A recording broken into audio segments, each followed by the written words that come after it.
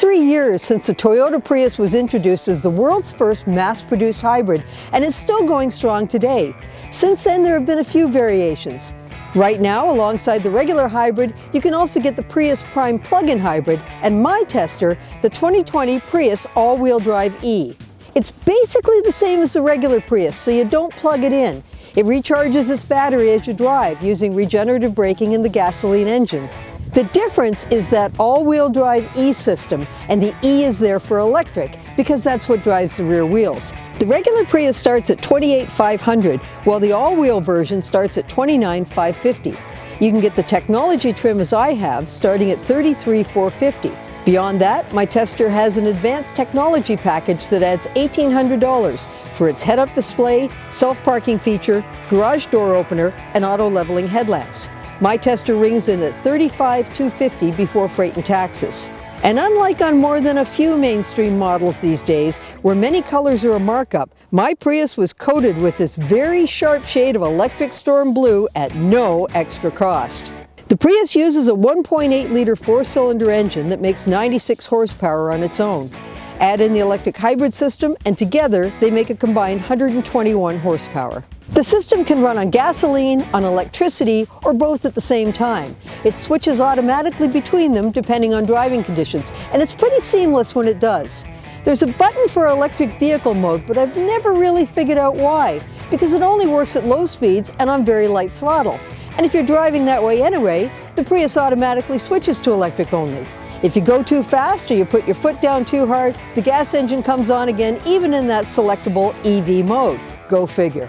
On the Prius, the gas-electric system runs only the front wheels.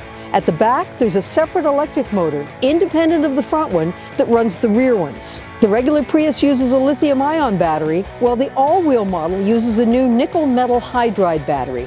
Toyota says this provides better performance in cold weather, and that's of course the climate where people want all-wheel drive. The battery's under the rear seat and doesn't really affect the cargo capacity versus the regular Prius. But be aware, it doesn't run in all-wheel all the time. It powers all four whenever you take off from a stop, from 0 to 10 kilometers an hour. From there, it only comes on when it's needed for extra traction and only up to 70 kilometers an hour.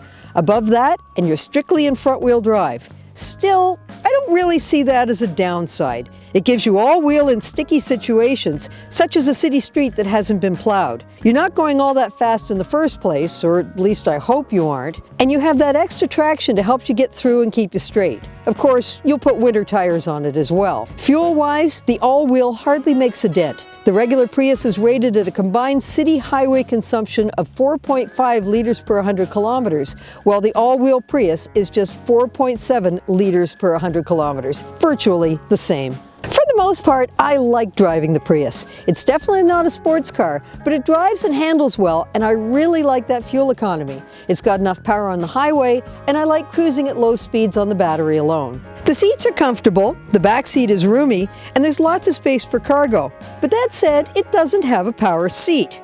That adds weight, but it also makes it easier for me to find an ideal seating position. But then, I want to change the radio station, or I want to adjust the climate control, and everything falls apart. I thought Toyota was smart enough to keep everything simple, but I was wrong. There are a few hard buttons and toggles, including for the heated seats and heated steering wheel, but then almost everything else is stuffed into this giant touch screen.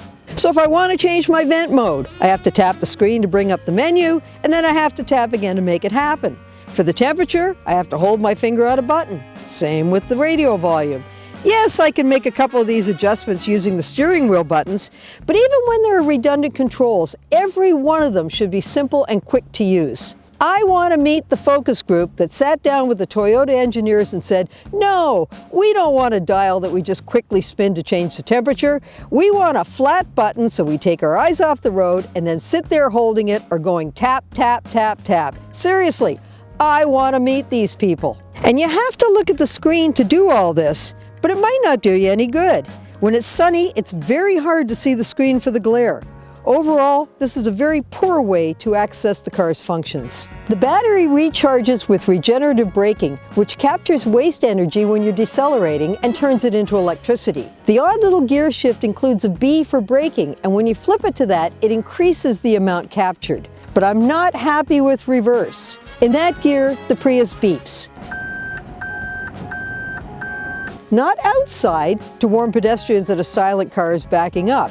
No, it beeps inside, and it beeps and beeps and doesn't stop until you take it out of reverse. Seriously, Toyota, I get it. One beep is enough. Some 2 decades after its introduction, the Prius is still a good choice overall for a lot of drivers. You get that gasoline-electric powertrain, but you don't have to plug it in. Of course, if you want to do that, you can always opt for the Prius Prime. The hybrid system's been around for a long time, and it continues to win reliability awards. And now you can get an all-wheel system when you want a little more help in winter weather. You have to put up with those awful controls, but if you can, this just might be your next environmental ride. And for Driving.ca, I'm Joe McIntosh, and don't forget to follow Driving.ca on Instagram and Twitter.